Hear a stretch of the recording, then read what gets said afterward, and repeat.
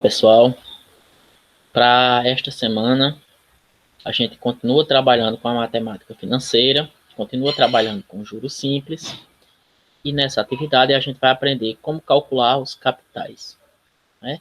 A gente já trabalhou calculando juros, a gente já trabalhou calculando montantes, a gente já trabalhou calculando taxas, e agora a gente vai trabalhar calculando capitais, né?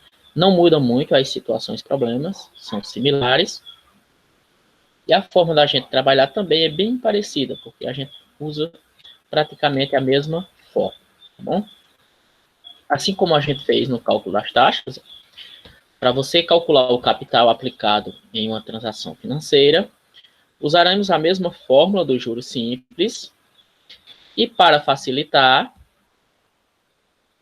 faremos uma pequena manipulação nessa fórmula para ser aplicada diretamente na resolução dos problemas.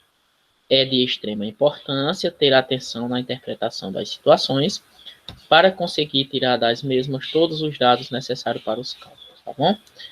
Então, a gente já está muito ciente que a forma para determinar os juros são essas, né? O juro é igual ao capital vezes a taxa vezes o tempo dividido por 100.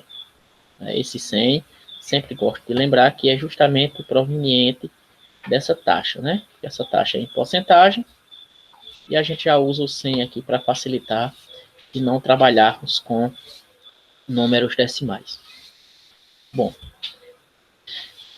a fórmula aqui, como ela se encontra, ela é indicada para você calcular diretamente os juros, né? Mas aqui nesse caso a gente vai trabalhar com situações em que a gente pretende calcular os capitais, tá bom? Então a gente vai fazer a seguinte manipulação nessa forma. Ao invés da gente isolar o juro, a gente vai isolar o capital. E para isso, como é que a gente faz?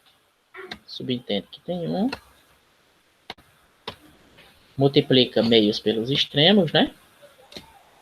Aí fica C vezes I vezes T vezes 1. Esse valor aqui vezes esse. Então, esse valor aqui se repete. C vezes I vezes T, porque eu multipliquei por 1. Igual a J vezes 100. J vezes 100 deu 100 J. Como eu quero calcular o valor de C, então o que é que eu faço? Eu deixo C no primeiro membro, C igual a 100 vezes J, e esse I e esse T que estão multiplicando, ó, veja que eles estão multiplicando, passam para o segundo membro dividido. E com essa fórmula a gente tem a maneira de calcular os capitais de forma direta, né? De forma direta, sem precisar fazer ajuste na hora das contas, né? A gente já usa, em vez de usar essa, a gente já usa essa. Só reforçando que trata-se da mesma forma, porém nessa a gente tem no primeiro membro o capital para ser determinado, e nessa a gente tem o juro para ser determinado. Bom, então vamos para o primeiro exemplo. Questão 1.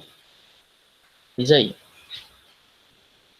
João aplicou um certo capital, então já está na cara que a gente precisa calcular o valor de C, né? Aí não revela qual o valor do capital. Diz aí um certo capital. Então o valor de C será nesse conta. Durante 3 meses, isso aqui já sabe-se que é o tempo, a juros simples.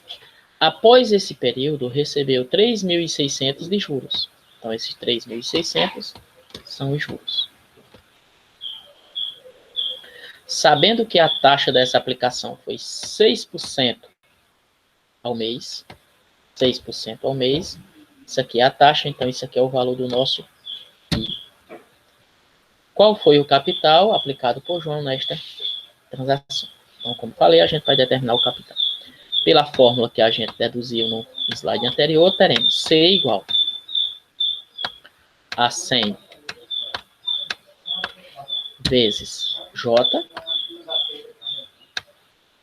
dividido por I vezes T. Ok? Então, C vai ser igual.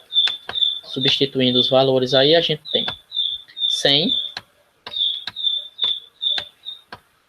vezes J, 3.600, 3.600, sobre I, 6, vezes o tempo, que é 3. 3. Então, isso aqui vai ser igual 100 vezes 3.600. Aqui é bem simples. Quando você multiplica por 100, você pega aqui o 3.600 e é só acrescentar os dois zeros, né? Acrescenta mais 2 zeros. Esse valor aqui fica 360 mil. Dividido por 6 vezes 3, 18. 6 vezes 3, 18. Fazendo essa continha aí, essa divisão, ó, você pega aqui o 36 dividido para 18. 36 dividido para 18 dá 2. É só repetir esses zeros, ó. 1, 2, 3, 4, 0. 1, 2, 3,